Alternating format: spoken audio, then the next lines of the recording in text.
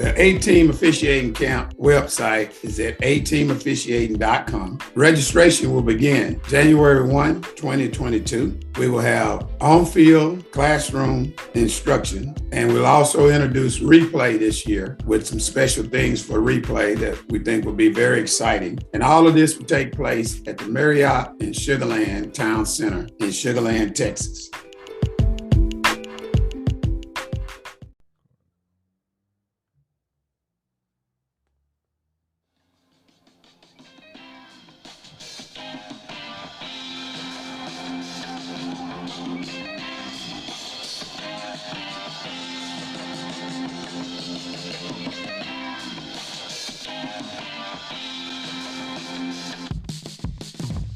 The Unofficial Lounge with Ashante, Craybon, and Monty.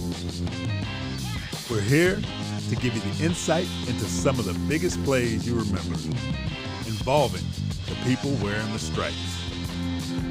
We look at the grit it takes to become an official while exploring the history of officiating with the people who made it. It's more than black and white.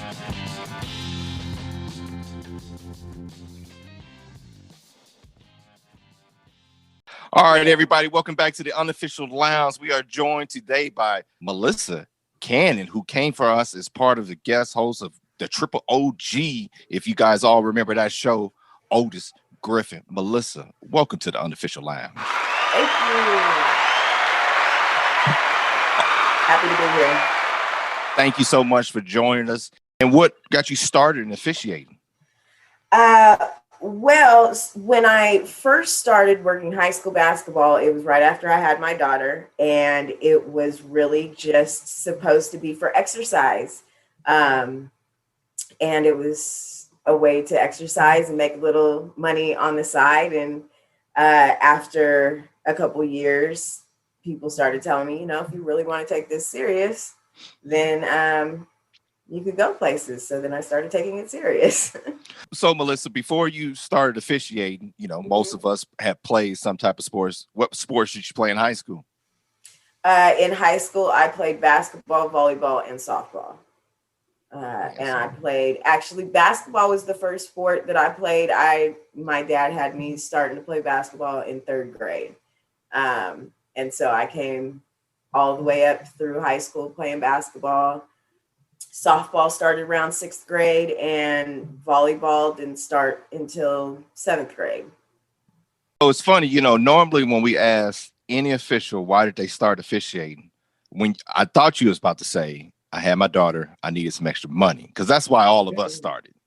Oh, okay. But then you said, I think you are the first person. You started because 3 Jackson Cokes. Anyway. That's not why we all started. But Melissa, you started for exercise. Yes. I seen some of them high school basketball officials. All of them ain't in it for the exercise. Most of them are not. Right? So you coming out there trying to run, they looking at you crazy like you down, like Right. They on like, your what side. You trying to I'm do? not moving. Yeah. How many times you done ran in a 2-man game? You done ran past your partner when you was started off the trail, and all of a sudden, goodness, you started officiating basketball for the exercise. So before we get into now you've worked championships at pretty much every level that you've been at, other than the Division I, which is you only been there for 2 years. We talked about, so it's probably coming for you here real soon. Looking just at your resume, the amount of championships that you had. But who introduced you to officiating? Who just said, like, hey, you should come out? Because, well, see, like I said, the progression. So it was a group of people, a group of us, and at the time, they were in the high school officiating for the money. They were like, hey, we came up on this jig. Why don't you? And I was just like, oh, well, I'll go out there, get some run in and get some exercise. I used to play. How hard could it be? Isn't it? And that's what every ex-player or ex-coach always thinks, like, how hard could it be? But once you really get serious and into it. It's kind of crazy, though. You said you started out as this timid person, scared to call a foul, to where somebody like telling you, like, hey, you might want to join a college group. So how did that? So something had to happen. Like it had to click. There would have to be a tipping point. So you just can't go from timid to just boom, I'm on the scene. So Well, you eventually had to start calling fouls. Is it something that happened outside basketball? So basketball and life has always gone hand in hand. So any improvements or anything that was being made on one end would always translate or transfer over for me on the other end. You took your craft a little bit more seriously to where somebody said, go to this camp. So what was the camp scene like as far as basketball? Because that, I heard that's a different type of racket. Absolutely. I would say, I mean, I didn't know what I was stepping into. Somebody told me to go to a basketball camp. I signed up for a basketball camp, my first ever, and it was a college JC camp. And I remember getting there. It was at Chico State. I had no idea. They just told me the name of the camp, and I signed up. I get there, and I am one of two women at this camp. They are all men, and it's a men's camp. And I was just like, what did I get myself into? And on top of that, I did not know 3-person mechanics at the time either. So, I'm very green. And so it, I just had to get it together and hold my ground. You're in the Big Sky Conference, which is, I had the opportunity to work football in the Big Sky Conference. So fun sports conference, cool little cities that you get to go to. Mm-hmm. What's the ultimate goal now for Melissa going up? The ultimate goal is to be hired in as many conferences as possible. What about professional? Because I know basketball the NBA works hard to find officials, so they will kind of give you step-by-step directions. Not saying you're guaranteed to get there, but kind of walk you along, right? I was invited to, gosh, I probably should have had up some notes for me to reference. I was invited to the grassroots camps out in Norfolk, Virginia. I think it was 3 or 4 years ago, which was the NBA training camp. And they explained through everything, what the process would be if this is the route that you chose to take. And the more I evaluated it, it wasn't the path for me. With a lot of people and not knocking, no ill feelings or anything as far as anybody who chose that path. But at the time, I still had a younger daughter, and, also being a single mom and stuff. And so, they explained working the G League games and working the W, that there's quite a bit of travel, the pay, not what you would think that it was. And it did not fit with my program. There was, at that time, I couldn't be away from my daughter for, a week at a time, only to possibly, be breaking even. The exposure is amazing. And to some people that balances out. It wasn't enough for me. So how does the travel work in the basketball? Like, does that work? Like, I know football is once a week. So how does how's the scheduling? You're getting into all those various conferences. How does that work? It's pretty much, it's up to you to keep your calendar up to date. As I'm sure you probably know, declining a game is frowned upon because the way that the assigners are looking at it is you should have had your calendar updated. So that way I would have never scheduled you. So if you start declining games. The nail in the coffin. Yeah, exactly. Exactly. So Melissa, just to clarify for those that don't understand the difference though of scheduling for basketball and football, she said her calendar. So correct me if I'm wrong, at each level, so whatever conference, you can set your calendar for that conference. Correct. Right?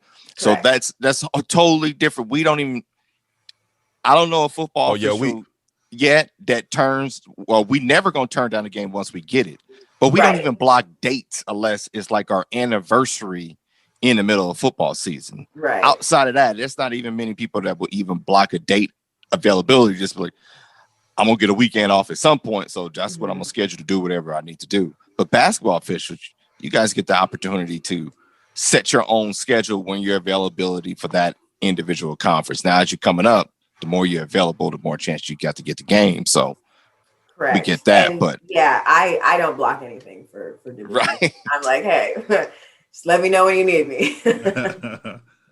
Well, hold up, Quavon. In football, there's only one conference, the one that hires you. Anything Right. else? If there is no multiple choices, right? Well, Yeah, so, there's no so multiple now choice. that's a really good point. So with basketball, and I think that was kind of one of the questions is how do you pick and choose? And so the basketball philosophy really is, I mean, it essentially gets down to loyalty, what assigner you're more loyal. And so like for me, let's say the Big Sky was the Big Sky was the first conference to hire me.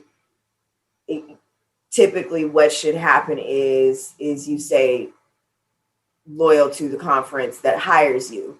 But here on the West Coast, we know, Violet is the cream of the crop. So we got Pac-12, we got WCC and WAC.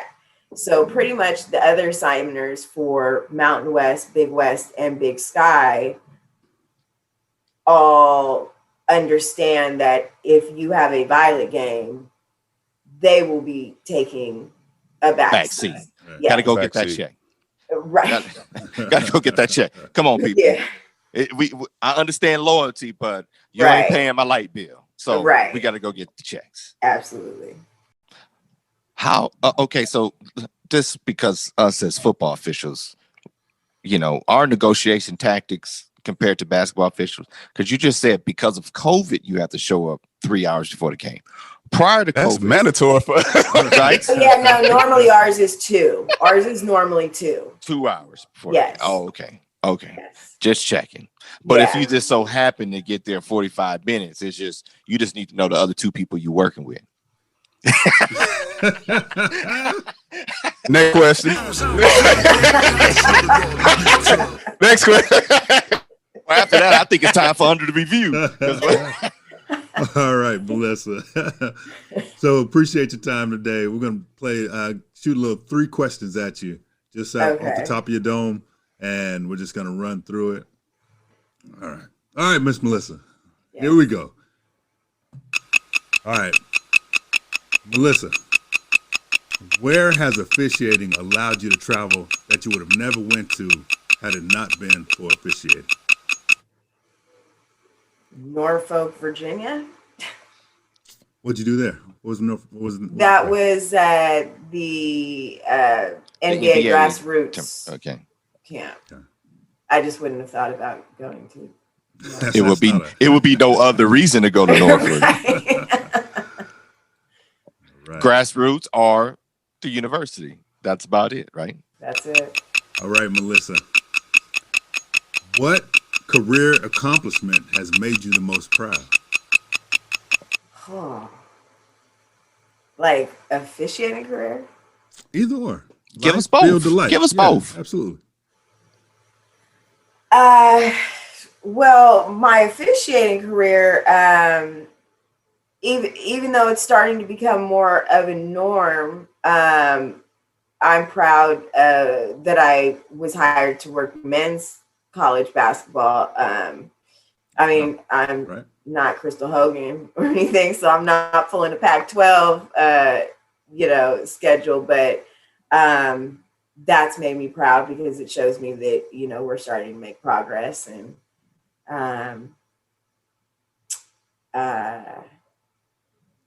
as far as my professional career, as I told you, I'm an auditor at VSP, Vision Service Plan. And being a mother that haven't choked out her teenage daughter yet? I'm sorry. Oh, that's an accomplishment. You said career. Oh, well, yeah, that is my career too. That is. Oh, well, no, that's not an accomplishment because Yeah, I have. All right. All right, Melissa. She's still breathing though, so we're good. What do you think of when you have to go to that scorer's table and take a look at a review? What goes through your mind? I hope they have the angle I need. That's actually what's going through my mind. I hope I'm right. No, I am okay with being wrong. But I hope they have the angle I need, because there's nothing worse than going to the table to review and asking them to give you the angles that they have, which you should already know what angles they have available for you, in the pregame. But there's nothing worse than getting there only to see that there's nothing that sways it either way. I want hardcore evidence one way or the other. Either hardcore was right or hardcore I need to overturn it and change the call. But if there's nothing that shows me either, then it was like a waste of time. There you go. Thank you, ma'am. Appreciate it. Well, Melissa, we want to thank you for your time of joining the Unofficial Lounge, and we wish you the best in your journey of officiating. Hopefully, Violet will be calling you soon. Hey, we want to talk to Violet too. As much as you want to talk to her, we like to get Violet on the show as well.